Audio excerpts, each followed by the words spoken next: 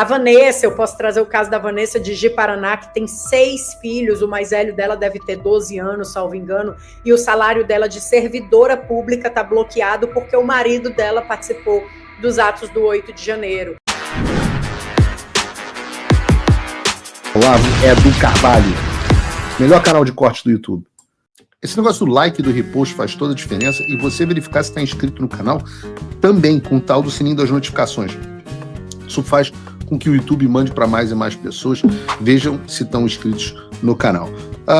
Muita pauta para falar hoje, então vou direto ao ponto. Bom, como eu falava aqui antes do Merchan, eu tenho o prazer aqui de receber para falar sobre os presos políticos do 8 de janeiro, o doutor Ezequiel Silveira, que é um advogado criminalista com atuação na área penal desde 2010, é patrono dos processos de 40 vítimas do 8 de janeiro e advogado da Associação dos Familiares e Vítimas do 8 de janeiro, a ASFAV, que representa cerca de 600 famílias. Além dele, eu recebo também a doutora Carolina Siebra, que é advogada criminalista, mestranda em Direito Constitucional, advogada também da Associação dos Familiares e Vítimas do 8 de janeiro. Ambos já foram longamente entrevistados por mim, pessoalmente, aqui nos Estados Unidos, uma entrevista que está aqui no canal Paulo Figueiredo Show, onde é uma entrevista na qual eu literalmente choro, porque demonstra os absurdos que foram cometidos contra essas pessoas. Então, sejam bem-vindos ao Paulo Figueiredo Show. A sua doutora Carol? Doutor Ezequiel não veio ainda? Então vamos com a doutora Carol. A doutora Carol está mais do que representando melhor do que ninguém. O próprio doutor Ezequiel falou, ninguém representa melhor do que a Carol. Carol, que bom chamar aqui de Carol e não de doutora Carol, porque é uma pessoa com uma relação e um apreço muito grande. Então, obrigado por ter vindo aqui mais uma vez ao Paulo Figueiredo Show. Sou eu quem agradeço pelo convite, né? Você é do coração já, né? A gente já tem uma história juntos, né? Podemos dizer assim, temos uma história juntos. Saudade do que a gente não viveu, como diz o Neymar. Exato. Mas ainda iremos viver, viu? Ainda viveremos. Ainda Carol, viveremos.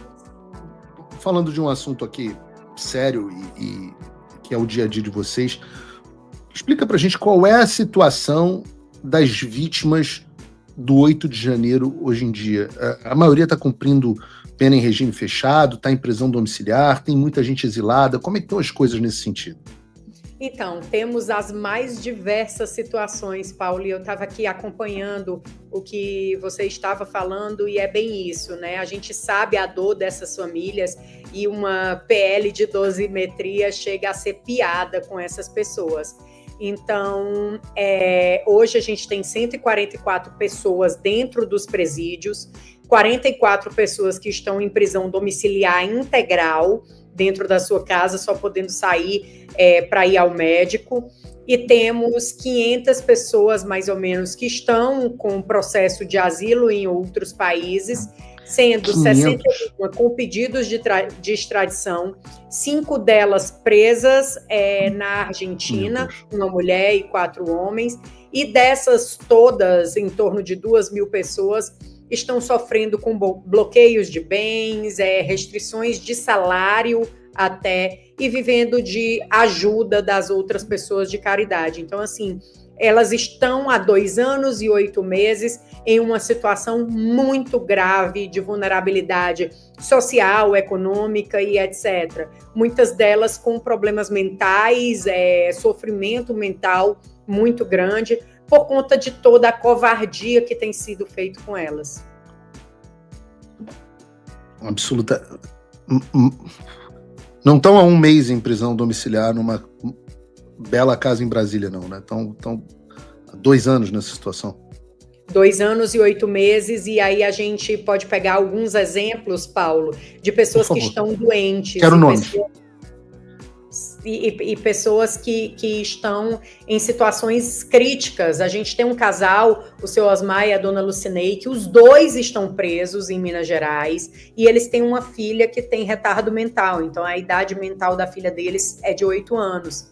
E essa filha deles está sob cuidado de terceiros. temos a dona Dirce em Santa Catarina, no interior de Santa Catarina, que entrou na prisão com 70 e poucos quilos, hoje ela pesa 50, e aí ela tem problema de pressão, hipertensão grave. Ela, quando as mulheres todas foram soltas em 2023, ela ficou para trás, foi a única que ficou para trás, porque confundiram o nome dela com o nome de um homem. Então, assim, são pessoas... A Vanessa, eu posso trazer o caso da Vanessa de Ji-Paraná, que tem 6 filhos, o mais velho dela deve ter 12 anos, salvo engano, e o salário dela de servidora pública está bloqueado porque o marido dela participou dos atos do 8 de janeiro. Fala, amigos do canal! Tá gostando desse vídeo? Então não esqueça de deixar o like, comente o quanto quiser e compartilhe com seus amigos e inimigos por um Brasil melhor e mais justo. Inscreva-se no canal e nos ajude a chegar a 1 milhão de inscritos. Não saia daí que o melhor desse vídeo ainda está por vir. Então, assim, são várias situações que não se compara a uma prisão domiciliar por 1 mês ou 1 mês e pouco, dentro de uma casa com todo conforto, recebendo visita. Essas pessoas, inclusive as que estão em casa, só podem receber visita de parentes e dos advogados constituídos nos autos.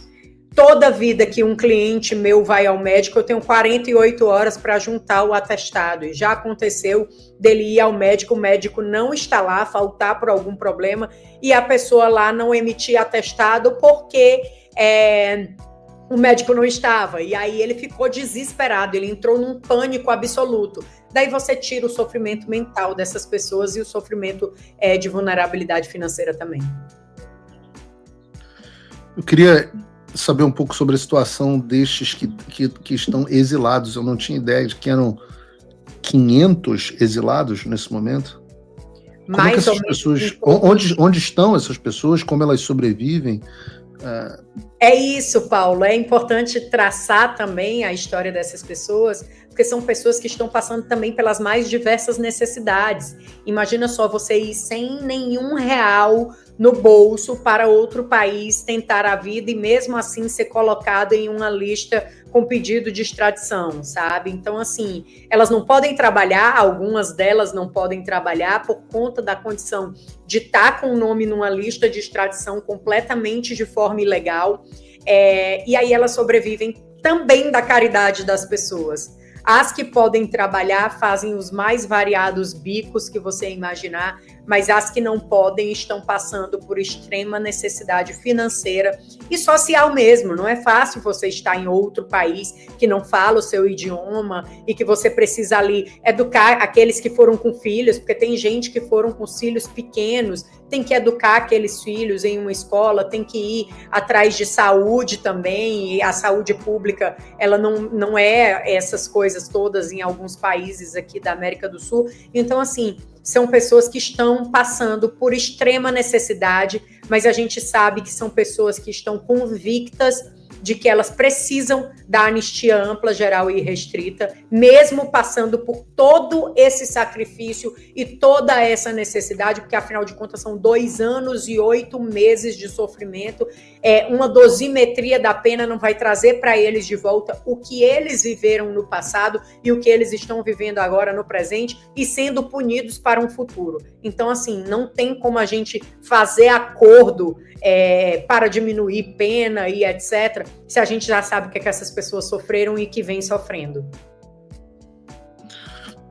Incrível a coragem dessas pessoas. A gente trouxe aqui recentemente, no Paulo Figueiredo Show, uma pesquisa que foi realizada pelas FAV, que mostrou que a ampla maioria dos presos políticos do Rio de Janeiro, das vítimas, né, e os seus familiares também não aceitam anistia light, dosimetria, falando como pessoas que acompanham de perto essa situação, você especificamente, Carol, como é que está o espírito dessas pessoas em relação a isso? E por que elas não aceitam algo diferente dessa anistia ampla, geral e restrita? Então, Paulo, é como eu disse, né? Elas já estão há 2 anos e 8 meses sendo punidas. Punição, elas já tiveram.